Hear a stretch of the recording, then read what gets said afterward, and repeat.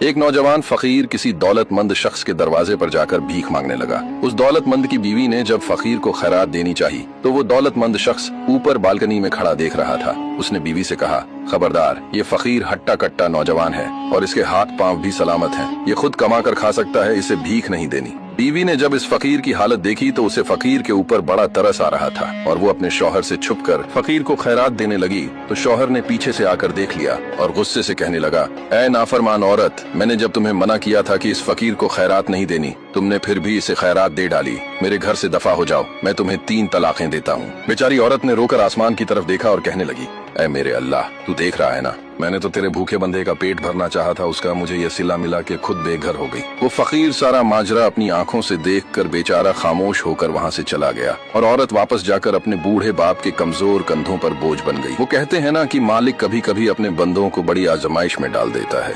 फिर इस औरत को कोई भी अपनाने को तैयार न हुआ। बड़ी मुश्किल से वो जैसे तैसे करके अपना गुजारा चला रहे थे। कई साल गुजर गए मगर इस औरत का रिश्ता ही नहीं आ रहा था और फिर सालों के बाद जब अल्लाह राजी हुआ तो पहले रिश्ता आ ही नहीं रहा था और जब आया तो एक बहुत बड़े अमीर और कुंवारे नौजवान का रिश्ता आया। फिर जब वो औरत शादी करके इस अमीर नौजवान के घर गई तो वो नौजवान औरत से कहने लगा, क्या तुमने मुझे पहचाना है? कहने लगी, नहीं, मैंने आपको नहीं पहचाना। वो कहने लगा, मैं वही फकीर हूँ जिसे तुमने खैरात देने की वजह से अपना सब कुछ खो दिया था। वो औरत यकीन ही नहीं कर पा रही थी। नौजवान ने कहा, हाँ बिल्कुल ये सच है, मैं वही फकीर हूँ। जब तुम्हें मुझे खैरात देने के बदले में तुम्हारे शौहर ने तलाक देकर घर से निकाला था तो मैंने उसी वक्त जाकर अल्लाह के दरवाजे पर रो रो कर अल्लाह से मदद मांगी। कहा, मेरे मालिक मुझे इतना ज्यादा अता कर जितनी तेरी रहमत बड़ी है। मैं वादा करता हूँ कि जिस तेरी नेक बंदी का मेरी वजह से ये हाल हुआ है, मैं उसके साथ निकाह भी करूंगा और उसे अपने घर में रानी बनाकर रखूंगा। फिर अल्लाह राजी हो गया,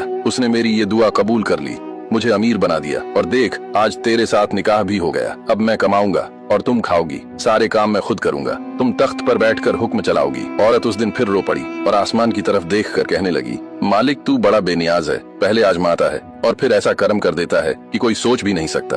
फिर कुछ दिन बाद वो औरत और उसका वो नौजवान शौहर बैठकर आपस में प्यार मोहब्बत की बातें कर रहे थे तो दरवाजे पर किसी फकीर ने आकर सदा लगाई तो शौहर कहने लगा, बाकी सारे काम मैं खुद करूंगा लेकिन फकीर को खैरात तुम अपने हाथों से दोगी। फिर जब वो औरत खैरात लेकर दरवाजे पर आई तो उसकी चीखें निकल गईं। शौहर भाग कर आया और कहने लगा, क्या हुआ? वो बताने लगी, ये वही मेरा पहला शौहर है जिसने मुझे एक फकीर को यानी तुम्हें खैरात देने से रोका था और तलाक देकर घर से निकाल दिया था।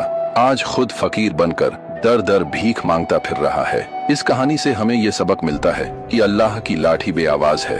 हमें उसके बंदों को इतना सताना नहीं चाहिए कि वो नाराज हो जाए।